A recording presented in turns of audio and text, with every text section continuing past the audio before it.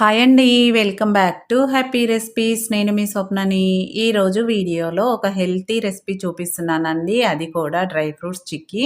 చాలా బావుంటుంది. సింపుల్‌గా చేసేసుకోవచ్చు. బయట ఎన్నో డబ్బులు పెట్టి కొనుక్కుంటాం కదా! లడ్డు కానీ, చిక్కీ కానీ అలా కాకుండా హెల్తీగా ఇంట్లోనే ఎలా ప్రిపేర్ చేసుకోవాలో ఈ వీడియోలో క్లియర్‌గా చూపిస్తున్నాను. మనం అన్నీ తెచ్చుకొని చేసుకున్నామంటే సింపుల్‌గా తక్కువ ఖర్చుతో అయిపోతుంది. కాబట్టి పిల్లలకు రోజుకొకటి ఇచ్చినా ఎంతో మంచిది. ఇంకెందుకండి ఆలస్యం, లేట్ చేయకుండా వీడియోలోకెళ్ళి చూసేద్దాం రండి. దానికోసం ముందుగా అడుగు మందంగా ఉన్న ప్యాన్ ఒకటి స్టవ్ పైన పెట్టుకోవాలి. దాంట్లో ఏదైనా ఒక కప్పు మెజర్ చేసుకోండి. అన్నీ దాంతోనే తీసుకోండి. ఒక కప్పు పల్లీలు తీసుకుంటున్నాను. పల్లీలు మీరు ఇన్ని తీసుకోవాలనేది ఏం లేదండి. మీకు నచ్చినట్టు మీకు ఏ డ్రై ఫ్రూట్స్ ఎక్కువ కావాలో అవి ఎక్కువ తీసుకోవచ్చు. నేను కొంచెం పల్లీలు కూడా యాడ్ చేస్తున్నాను మంచిది కాబట్టి. వీటిని లో ఫ్లేమ్‌లోనే లోపల వరకు వేగే వరకు ఇలా బాగా ఫ్రై చేసుకొని ఒక ప్లేట్‌లోకి తీసుకోవాలి. నెక్స్ట్ అదే ప్యాన్‌లోకి అదే కప్పుతో ముప్పావు కప్పు బాదం పప్పు తీసుకోవాలి. బాదంని ఈ విధంగా కట్ చేసుకోవాలి. మీరు కావాలంటే అలానే కూడా వేసుకోవచ్చు. కానీ మనము చిక్కీ చేస్తున్నాం కదా! కట్ చేసేటప్పుడు ఇబ్బందవుతది కాబట్టి నేను ఇలా కట్ చేసుకున్నాను. వీటిని కూడా లో ఫ్లేమ్‌లో బాగా ఫ్రై అయ్యాక నెక్స్ట్ సేమ్ క్వాంటిటీలో కాజు గూడా తీసుకోవాలి. వాటిని కూడా నేను ఈ విధంగా కొంచెం పెద్ద పెద్ద ముక్కలుగా కట్ చేశానండి. ఇవి తొందరగానే ఫ్రై అయితాయి కాబట్టి ఇవి కొంచెం ఫ్రై అవ్వగానే నెక్స్ట్ దీంట్లోకి pumpkin seeds, water melon seeds, sunflower seeds 3 వేసుకోవాలండి. 3 కూడా సేమ్ క్వాంటిటీలో తీసుకోవాలి. మీరు కావాలంటే సన్‌ఫ్లవర్ సీడ్స్ కొంచెం తగ్గించి తీసుకున్నా పర్వాలేదు. దీంట్లో మీకు ఏది నచ్చకపోయినా ఒకటి స్కిప్ చేయొచ్చండి. మీ దగ్గర ఒకవేళ ఉన్నవి ఇందులో కొన్నే ఉంటే అవి కూడా వేసేసుకోవచ్చు. మొత్తం ఇవే ఉండాలని కాదు. ఏవి ఉంటే వాటితో చేసుకోవచ్చు. అలాగే దీంట్లోకి ఒక అరకప్పు నువ్వులు వేసుకుంటున్నాను. నువ్వులు కూడా చాలా మంచిది. కాల్షియం ఎక్కువగా ఉంటుంది కాబట్టి నువ్వులు వేసుకుంటున్నాను. అలాగే పావు కప్పు ఫ్లాక్స్ సీడ్స్ అంటే అవిసె గింజలు అవి కూడా వేసుకోవాలండి. మనకు పిల్లలు ఇవి తినాలి కాబట్టి ఏదో ఒక రూపంలో అందించాలని ఇలా డ్రై ఫ్రూట్స్ చిక్కీలో యాడ్ చేసుకోవాలి. నెక్స్ట్ ఫైనల్‌గా ఇవి కంప్లీట్‌గా ఫ్రై అయిపోయాక ఒక 2 టీ స్పూన్ల గసగసాలు కూడా వేసుకోవాలి. స్టవ్ ఆఫ్ చేసేసుకొని, ఇవి వేసుకొని మొత్తం అంతా కలిపేసుకుంటే మనకు ఆ వేడికి ఈ గసగసాలు, నువ్వులు కూడా వేగిపోతాయి.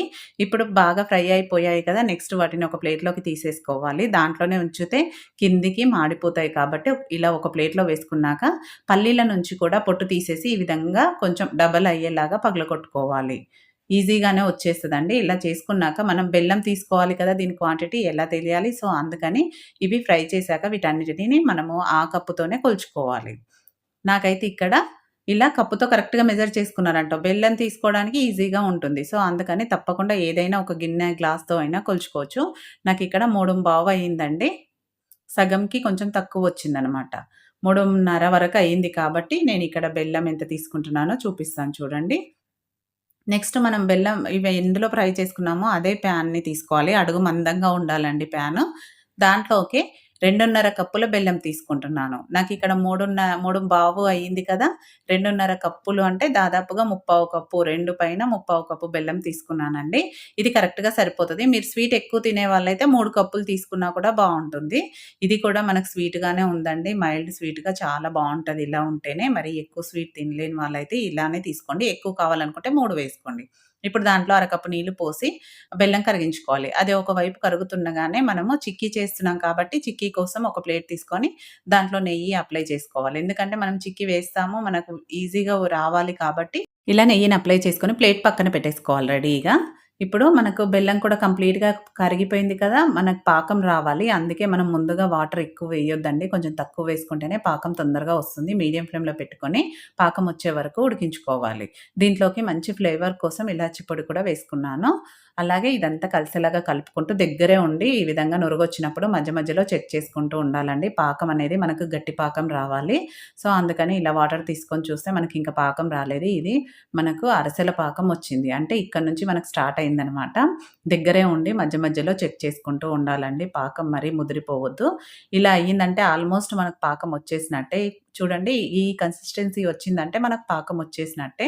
ఇప్పుడు కొంచెం తీసుకొని వాటర్‌లో వేసుకొని వెంటనే కాకుండా కొంచెం అది చల్లారాలి. చల్లారితే గట్టిగా అయితే ఇలా విరిస్తే మనకు పాపడంలాగా విరగాలనమాట. అప్పుడే మనకు పాకం పర్ఫెక్ట్‌గా వచ్చినట్టు. ఇప్పుడు పాకం వచ్చేసింది కదా! దీంట్లోకి ఒక 2 టేబుల్ స్పూన్ల నెయ్యి వేసుకోవాలి.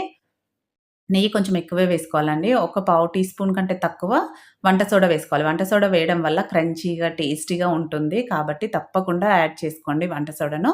ఇప్పుడు ఫ్లేమ్‌ని మొత్తం లో ఫ్లేమ్‌లో పెట్టేసుకున్నాక డ్రై ఫ్రూట్స్‌ని మనం ఫ్రై చేసుకున్నాం కదా! అది వేసుకొని మీరు కావాలంటే స్టవ్ ఆఫ్ చేసేసుకోండి. ఆఫ్ చేసేసి కలిపేసుకోవడమే.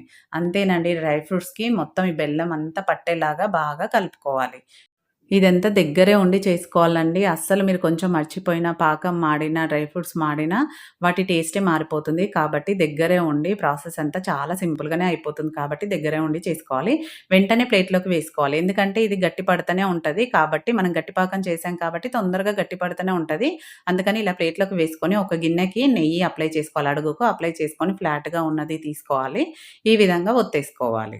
చూడండి, ఇలా వీడియోలో చూపిస్తున్నట్టు ఈవెన్‌గా ఒత్తుకుంటే మనకు చిక్కీ అనేది కరెక్ట్‌గా మనకు స్వీట్ షాప్ స్టైల్‌లో వస్తుందనమాట. బయట కొనుక్కుంటే ఎలా ఉంటుందో అలా వస్తుంది. ఇప్పుడు దీన్ని కొంచెం చల్లారబెట్టుకోవాలి. పక్కన పెట్టేసుకోవాలి. ఇది కొంచెం చల్లారినాక దీన్ని మనం ఘాట్లు పెట్టుకోవాలి. లేదంటే మనకు కంప్లీట్‌గా చల్లారిపోతే ఈ విధంగా పీసెస్‌గా రాదండి. సో, అందుకని ఇలా కొంచెం చల్లారినాక వెంటనే మనకు నచ్చిన షేప్‌లో ఇలా ఘాట్లు పెట్టేసుకోవాలి. వెంటనే కూడా పెట్టొద్దు. కొంచెం చల్లారినాక పెట్టుకుంటే ఈజీగా వస్తుంది. చూడండి, ఈ విధంగా వీడియోలో చూపిస్తున్నట్టు ఘాట్లు పెట్టేసుకొని పూర్తిగా చల్లారనియ్యాలి. ఒక 2 గంటలైనా పక్కన పెట్టేసుకోవాలండి. నేనిక్కడ ఒక 2 గంటల తర్వాత చూపిస్తున్నాను. పూర్తిగా చల్లారిపోయింది. ఇప్పుడు మనం ఖాళీ చాక్‌తో జస్ట్ ఇలా అంటే ఈజీగా వచ్చేస్తదనమాట. ఉల్టా చేసామంటే చూడండి, ప్లేట్ ఉల్టా చేస్తే ఈజీగానే ఊడి వచ్చేస్తది. మనం నెయ్యి అప్లై చేసుకున్నాం కాబట్టి. చూడండి ఎంత పర్ఫెక్ట్‌గా వచ్చిందో, కలర్‌ఫుల్‌గా యమ్మీగా ఉంది కదా!